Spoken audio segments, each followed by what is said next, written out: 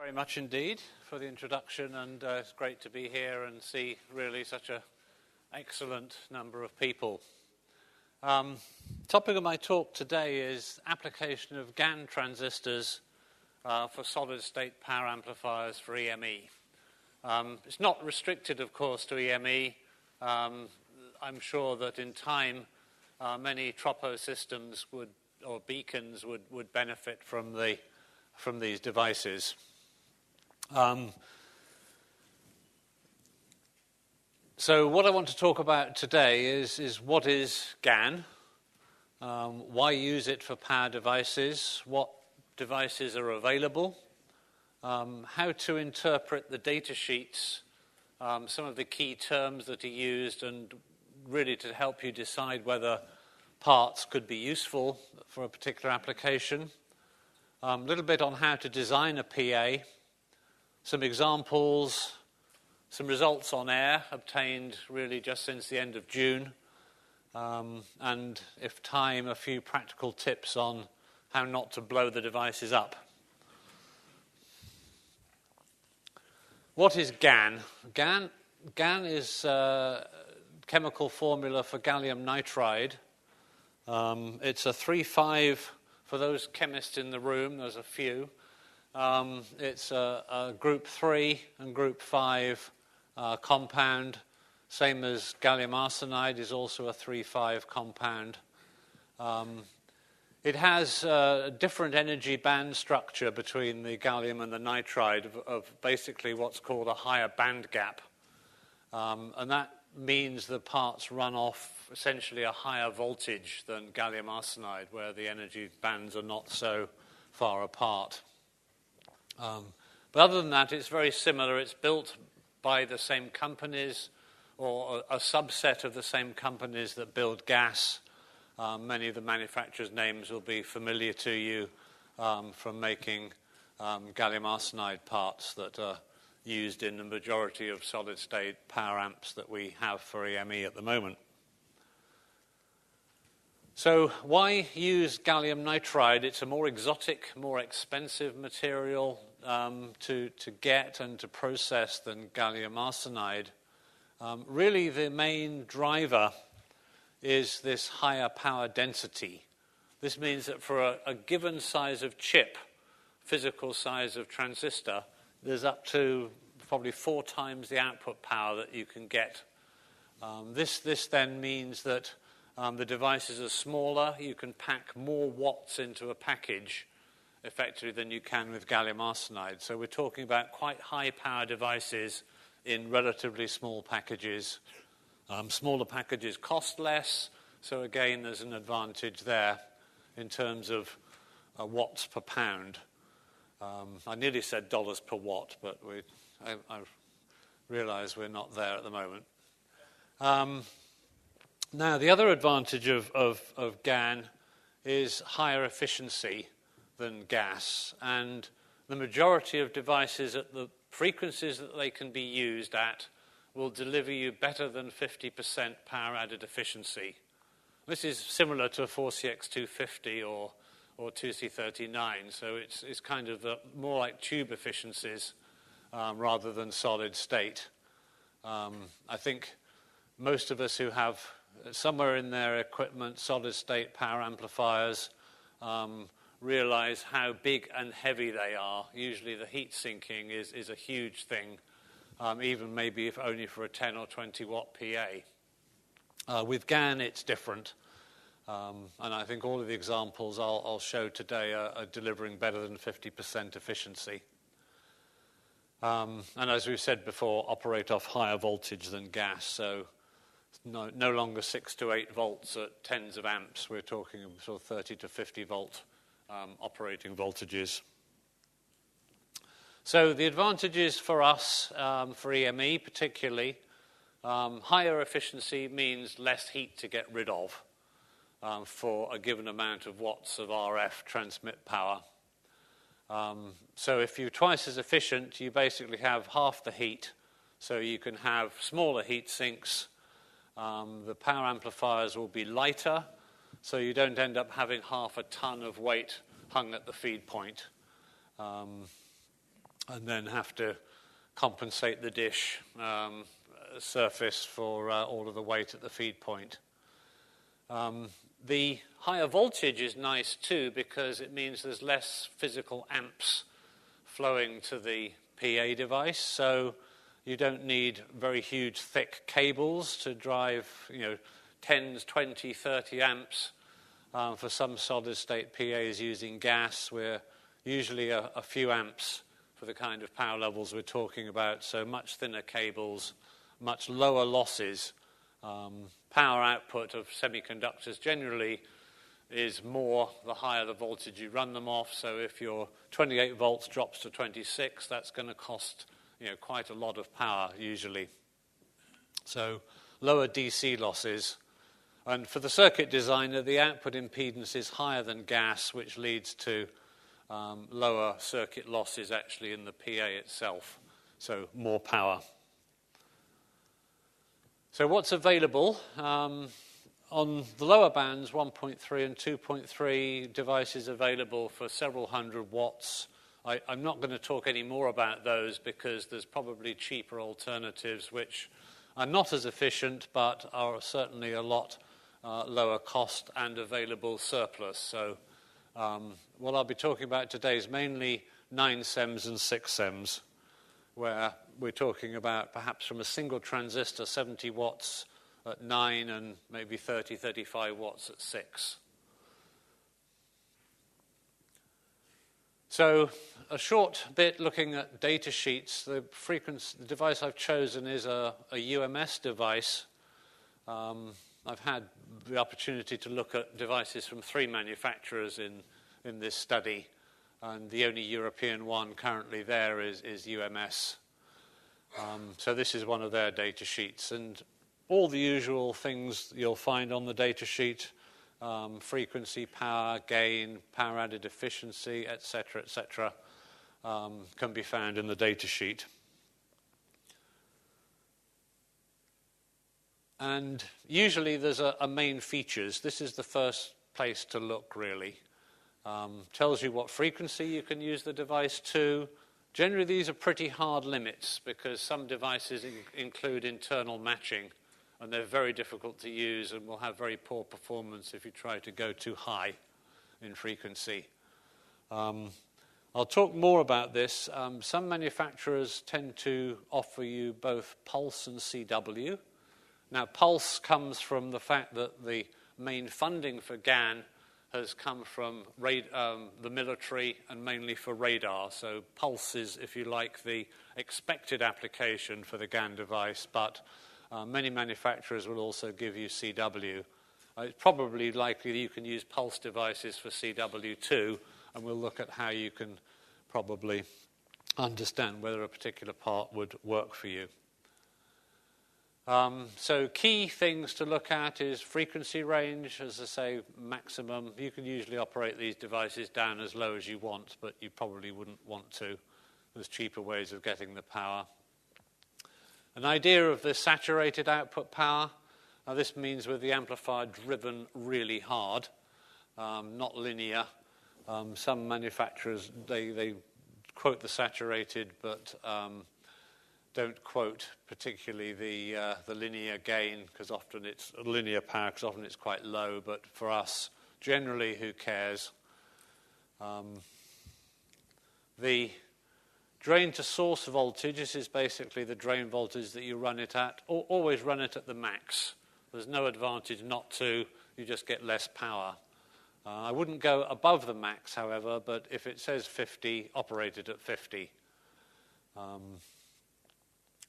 And it'll usually give you some idea of what the quiescent drain current is. That is the drain current with no RF. These are basically always operated class AB, so the drain current increases as you drive it with RF. That's one of the reasons why they're so efficient compared to gas, that generally just sits there sucking the same current, whether there's any RF output or not, so the efficiencies are low.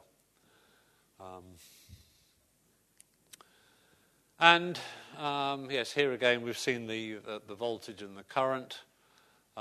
You'll see here that this manufacturer has quoted you CW and pulsed characteristics. Usually the power is a bit better in pulse, 55 watts versus 50, and the efficiency is a bit higher.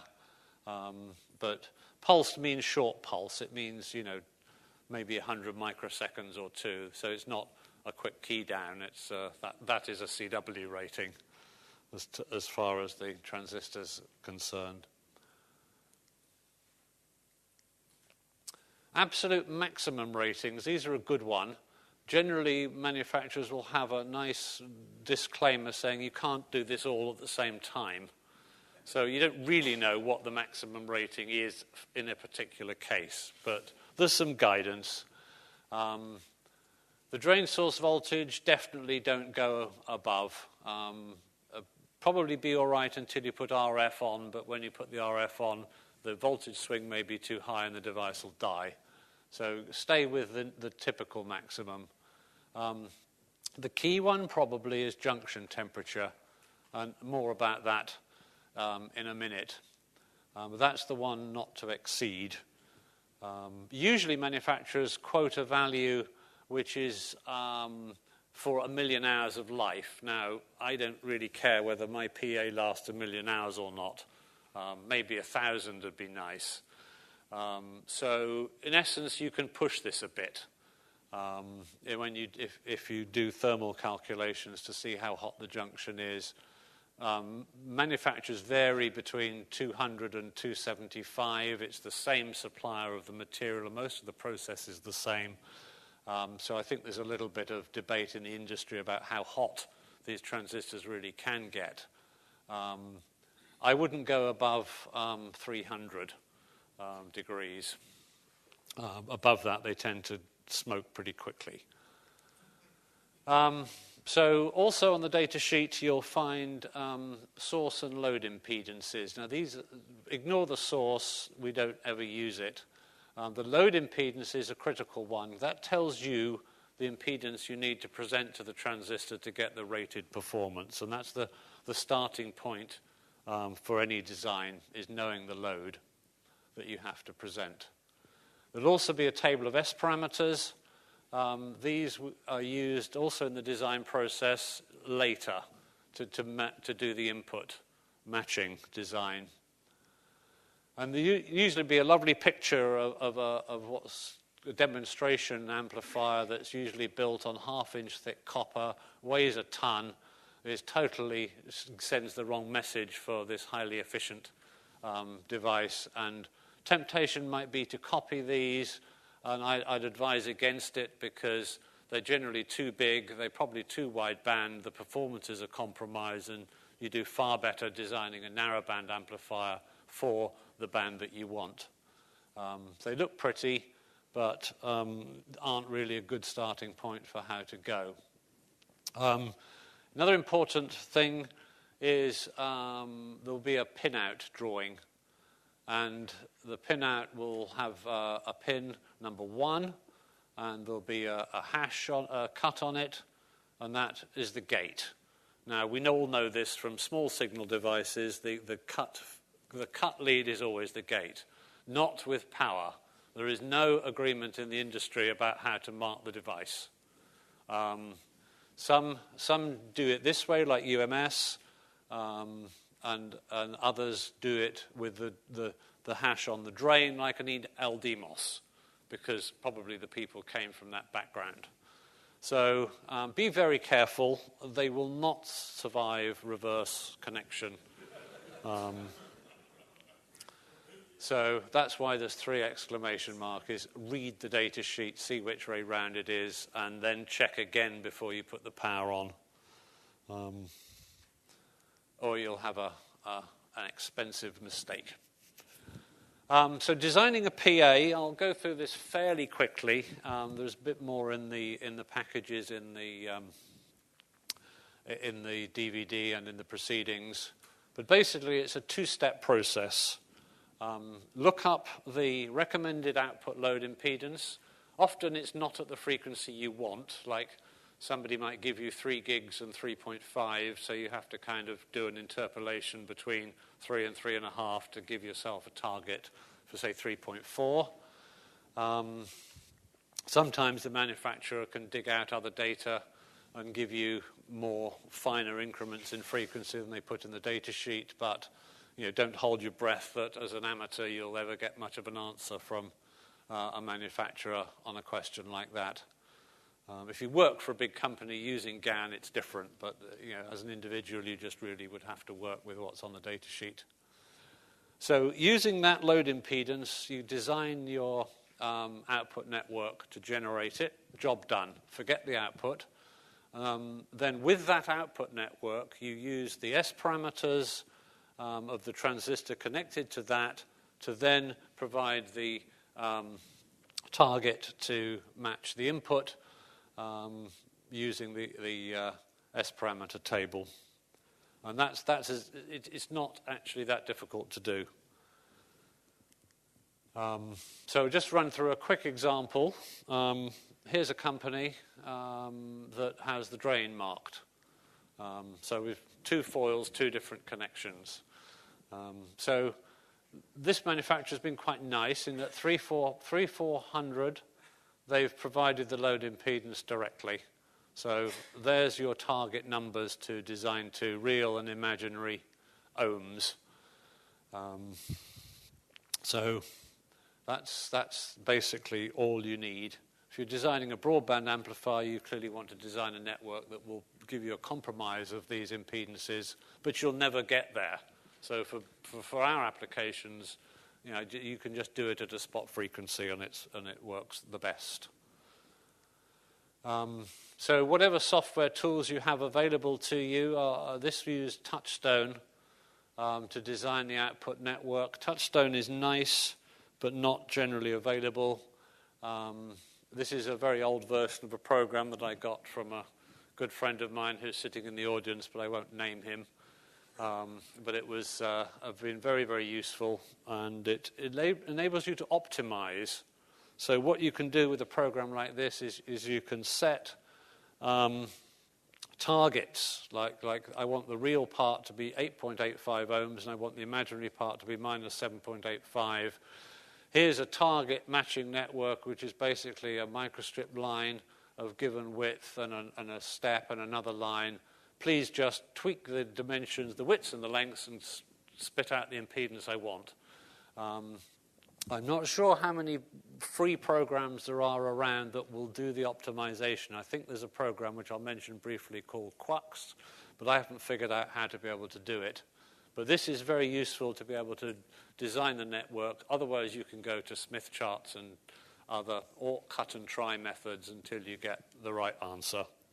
But optimizing makes it quick. You can also use more modern software like AWR, Microwave Office, do the same thing. Here's the network. Again, this shows you it graphically with a couple of transmission lines and some steps to design that impedance. And it predicts it. This is Quux. This is a similar graphical interface program with optimizing capability, it claims. But as I say, if anybody knows how to do this, I'd really be pleased to talk to them further about it, and then maybe we could write this up on how to do it. And then it predicts the impedances. I won't spend much time on this today, but I hope to include a bit of it in my talk tomorrow about a program called Sonnet. Sonnet is downloadable for free from their website. It's what's known as a full electromagnetic simulator. In other words, it solves Maxwell's equations for a given metal pattern, which means that if you input all the numbers correctly, it should predict the right answer. It'll get all the junctions right. There won't be any unknowns where, for example, where line widths change. Some of the other programs don't model those very well, particularly if you have a huge big fat line and a very thin one. There's limits on how accurate those other programs can work. But Sonnet is a great one, and perhaps a bit more on that tomorrow. This is what I always check with Sonnet before I make a circuit, and generally, the chances are that Sonnet has got it more accurately than I can etch the copper line widths and gaps in the circuit. And again, this is how it predicts the right answers. We're very close to what you never quite get exactly to the right impedances, but it doesn't matter. And that was the input network, again checked with Sonnet. You can see this is one good example here where this junction is a big change in line width. And all the fields, they tend to crowd, and the distribution in this bit of metal is quite complex, but that's what programs like Sonnet will do for you, and they'll do it accurately. So here's that PA, which we follow the design through. As you can see, it's quite small. This is a 25 watt output PA in about a 35 millimeter square footprint. It's got all the matching circuits on it. So we've got bias feeds, decoupling capacitors, matching, tuning tabs. Now, no design ever works perfectly for whatever reason. Either the manufacturer's data is wrong, you've designed it badly, or whatever. So everything always needs a tweak. If this amplifier went into production, then you could probably put those metal tabs on the board, and they would all work then very well. So I think just to note a couple of features. So quite good linear gain, nearly 15 dB. Power gain of 12.7, so that's about 2.5 dB saturated. Typically, that's a good place to operate GaN for best efficiency. And you can see the drain current with no RF, quarter of an amp, nearly 1.5 amps. So key up, very little current. Key down, lots of current. So quite a saving in heat when you're not actually transmitting. Or, for a minute maybe you'd need to look at the thermal calculations a bit more carefully. In the proceedings, there's a few more examples of, that's a UMS one, 50 watts on 9. That's a 70 watt PA for 9 using Triquint. 6M PA, 20 watts. 26 watt PA from Cree on 6Ms. 34 watt PA, it's a new one. That's not in the proceedings. That's one that I just finished. So again, we're making nearly 35 watts output from, again, this small kind of package. That's just an example of a different construction where you have a bare die matched, not in a package. That's what you have to do at 10 gigs. You don't see package devices working at 10 gigs, unfortunately, yet. And if you do, they may not be exportable to Europe. So I should make everything I've shown you so far uses transistors that you can buy on standard from Mauser or from RFMW and other suppliers.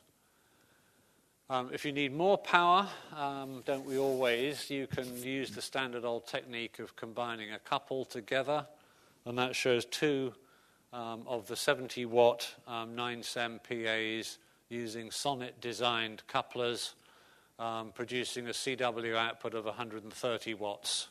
That's still got to be air tested, but it works.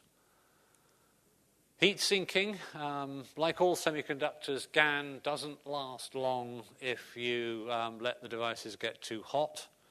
We've talked about maximum channel temperatures. This is how you calculate what the channel temperature is. It's basically the dissipated power times the thermal resistance of the device, which you'll find dissipated is what you get from RF in, DC in minus RF out, so that all the rest of that power has to be got rid of, and that's where the heat comes from. So you multiply that by the thermal resistance of the device, add the temperature of the heat sink, and you get the junction temperature, and that's what has to be less than 200, 250 300 or whatever. And similarly, you can work out what the temperature of the heatsink is from the same kind of equation. That's all in the notes. One of the possibilities is to have a dual mode feed horn. Now this is a dual mode in that it's a feed horn and it's a heatsink. So in this case, we've got a 70 watt GaN PA mounted directly on the back of the horn. This is the transmit feed line. So maybe 0.15 dB feed line loss. So this can just sit at the feed with no, just with feeding a couple of watts of drive to it from a PA that is 10 times bigger and about 30 times heavier, just to drive it.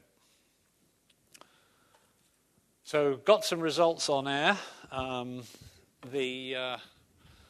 Those are some echoes with a 10-foot dish, 0.38 dB noise figure preamp, and since June we've worked those stations on 9 with that PA, and it's still alive. So it's survived quite a lot of echo testing and quite a few contacts.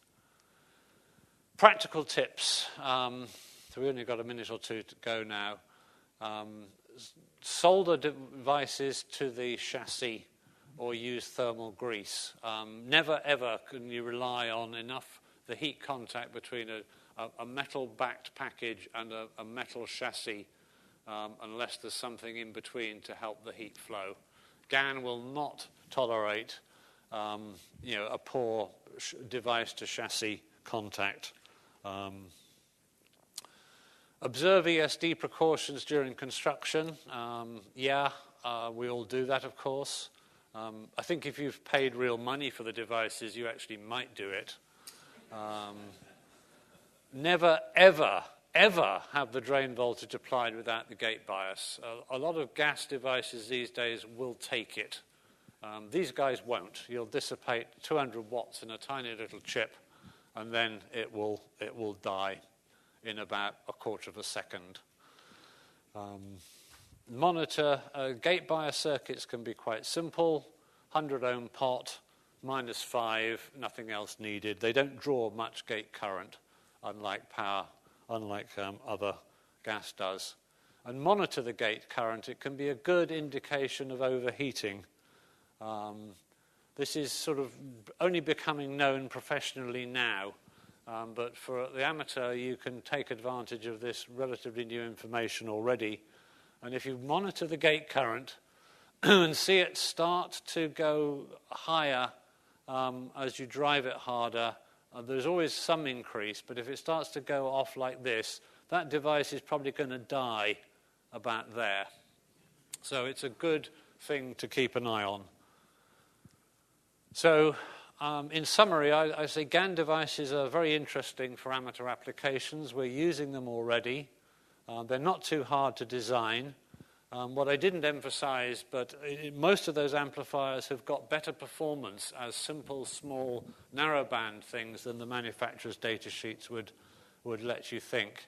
And they've had some practical use. Single devices now survived quite a few hours without blowing up. That wasn't the case a few years ago. These were quite fragile, but there's been a lot of work done. Thanks for your time.